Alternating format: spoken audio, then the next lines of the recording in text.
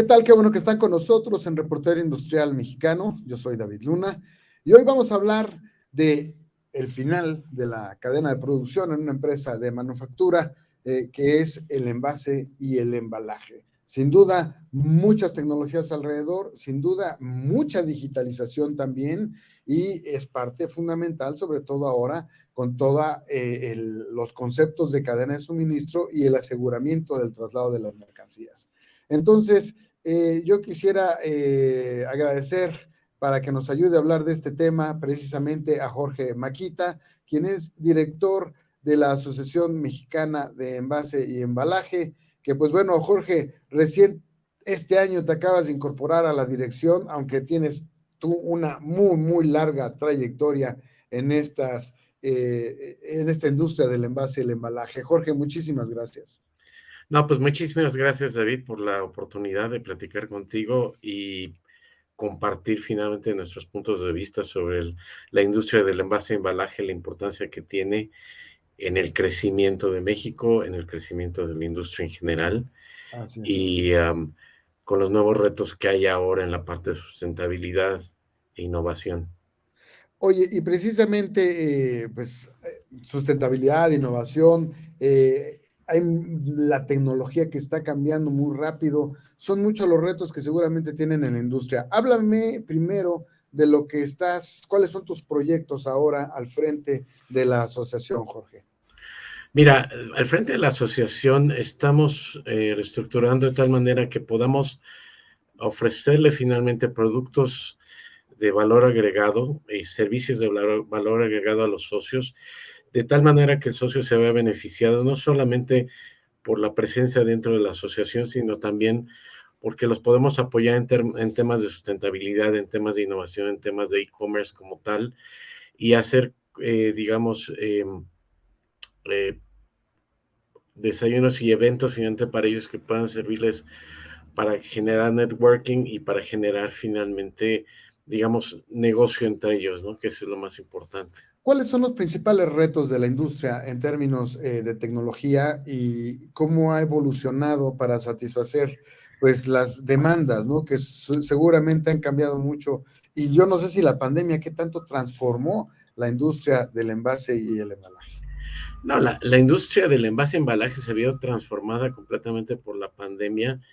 Eh, yo te diría, en términos de balancear finalmente varios temas, entre ellos la parte de inocuidad y protección del producto y la parte de sustentabilidad por el otro lado.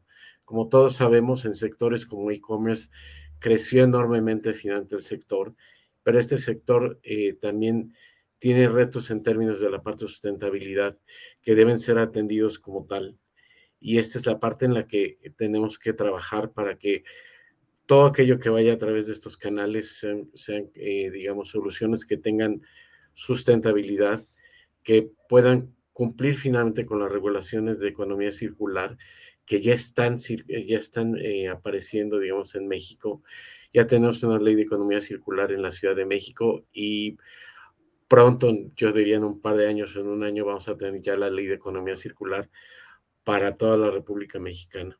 Eso va a significar una tecnificación del usuario, una tecnificación finalmente del fabricante de envase de embalaje y entender más finalmente los impactos que se tiene en términos del medio ambiente como tal, para poder utilizar datos duros y concretos de lo que significa utilizar un material, por ejemplo, con respecto a otro.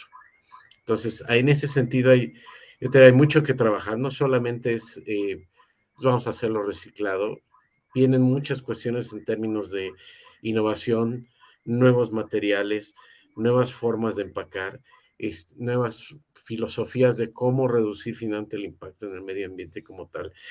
Y viene sobre todo una manera más clara de hacer entender al consumidor la parte importante del empaque como tal entre en este balance entre la protección del producto, la inocuidad y la parte, digamos, del medio ambiente.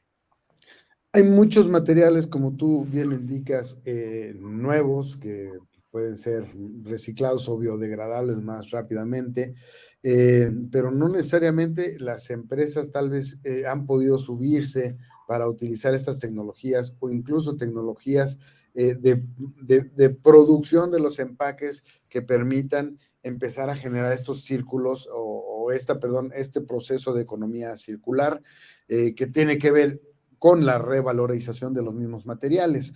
En México, ¿qué tan alineados estamos? Tú ya hablabas de la ley de economía circular que recién se acaba ya de publicar, aunque ya tenía un par de años, entiendo, en las cámaras de diputados, ya en su análisis, pero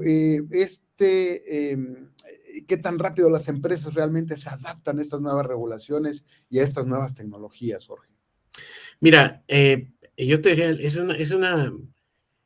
es una mezcla muy importante. El camino hacia la economía circular tiene que ver no solamente con cumplir la regulación, sino tres elementos que son importantes dentro de una empresa. Uno es la parte de investigación y desarrollo y la parte de diseño.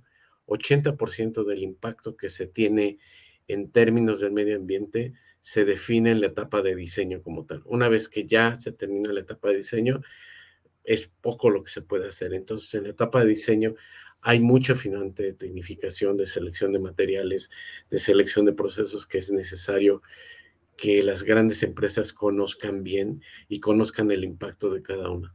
Por el otro lado, tienes, digamos, en esta combinación que es necesaria en una empresa, tienes la parte de regulatoria finalmente de las compañías, es decir, alguien que se encarga de dar seguimiento a las regulaciones y se encarga de dar seguimiento finalmente a que se van cumpliendo estas regulaciones y se va, digamos, creando finalmente estos manuales y estas formas de trabajar en las empresas para que se vayan cumpliendo con esas regulaciones.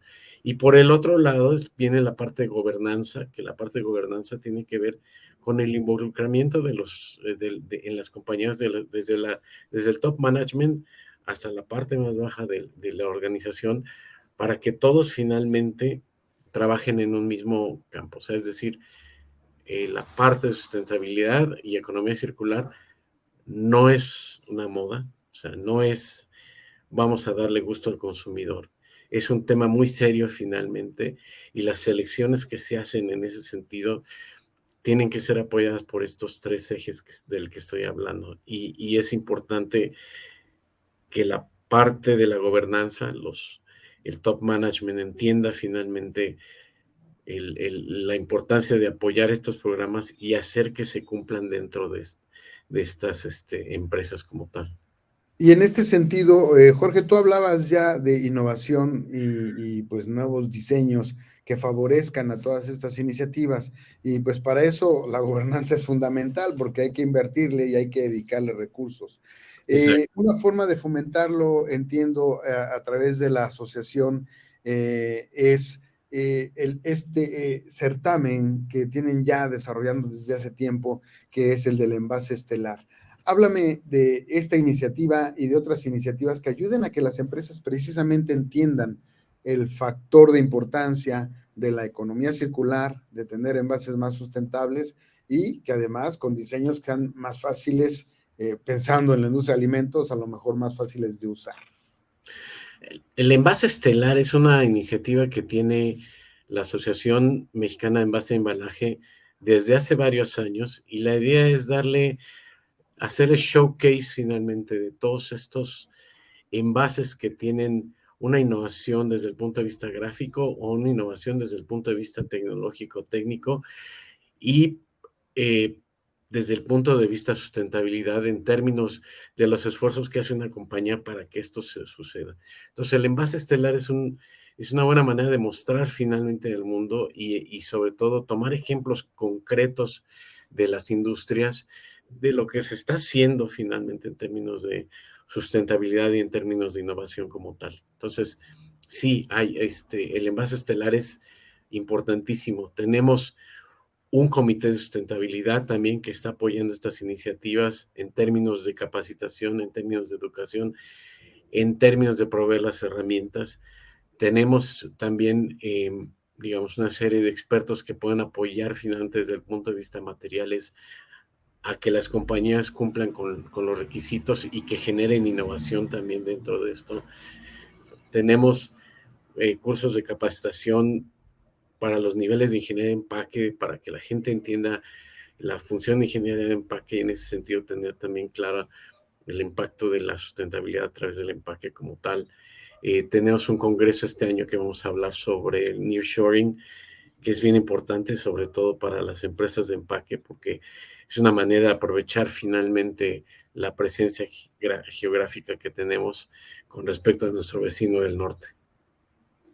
Y que además pues nos va a forzar a actualizarnos porque hay muchas regulaciones, puedes cumplir con las regulaciones en México, pero muchas regulaciones son internacionales, sobre todo las que vienen de Europa, hablando de pertenecer a estas cadenas de valor, que pues bueno, seguramente nos obligarán a subir el nivel. Cuéntame un poco, ya para concluir, Jorge, de los aspectos que ustedes evalúan dentro del envase estelar y que entiendo que deben ser pues clave cuando se considera en un nuevo envase o en un nuevo embalaje. Mira, tenemos en términos del envase, lo que hacemos es separarlo en varios factores. Uno de ellos es que es importante es la parte de innovación, o sea, qué tan innovativo es el material, no solamente porque tiene un nuevo diseño y demás, sino porque tiene una propuesta tecnológica diferente como tal. Obviamente, lo que nosotros evaluamos también es que pueda ser manufacturado de manera racional y bien hecha dentro de la empresa, que no se trate nada más de un ejercicio de un prototipo, sino que sea algo que pueda ser manufacturado, que protege el producto como tal. Y una de las cosas que dos cosas que tenemos, digamos, cambiando un poquito este año, que es muy importante, es en la parte de sustentabilidad, lo que estamos haciendo es que cuando alguien quiera concursar en estos rubros como tal, presenten evidencia clara en términos de sustentabilidad de cómo finalmente están cumpliendo con las regulaciones y cómo están cumpliendo con las normas como tal. Es decir, si yo digo que es reciclable, si yo digo que es biodegradable, necesito finalmente mostrar con evidencias con esto. Y la otra parte que para mí es como mi hijo y me siento muy orgulloso en ese sentido, y es importante hacerlo notar, es a veces olvidamos el papel fundamental del envase como, digamos, facilitador en aquellos, como facilitador social, llamémoslo así, para hacer llegar productos a aquellas comunidades donde es muy difícil que lleguen los productos como tal y donde finalmente el comercio también con las grandes ciudades se dificulta mucho. Estamos hablando de lugares donde no tenemos, por ejemplo, cadena de frío. ¿Cómo le hace uno para tener leche, por ejemplo? ¿Cómo le hace uno para tener jamón? ¿Cómo le hace uno para tener todo este tipo de cosas? Si no es a través del empaque que permite finalmente que la inocuidad se mantenga.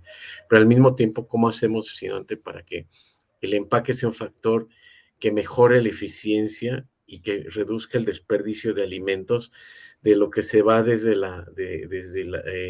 el productor en el campo hasta que llega aquí a la ciudad de los almacenes y se empieza a vender, digamos, en la central de abastos? Hay, digamos, normalmente la mayor parte del daño que se tiene en términos de productos frescos, por ejemplo, el 70% se da en esta parte entre el productor y la central de abastos. Y en ese sentido tienes más o menos, hay una pérdida siempre como de 30% de producto, precisamente porque no se escoge el material de empaque. Entonces, lo que estamos buscando es premiar también al empaque como un factor social importante para el desarrollo de las comunidades. Y que sin duda es algo que se necesita hoy en día para poder apoyar a estas comunidades que a lo mejor no están o no tienen un producto adecuado por el envase, no precisamente por el producto per se. Jorge, pues muchísimas gracias y seguiremos en contacto contigo para que nos platiques sobre más actividades de la asociación y siempre, siempre, la verdad, un gusto que nos compartas lo que está pasando en esta industria del envase y del embalaje en México. Te lo agradezco mucho, David, y te agradezco mucho este espacio donde me has permitido hablar finalmente sobre lo que me apasiona más, que es el empaque.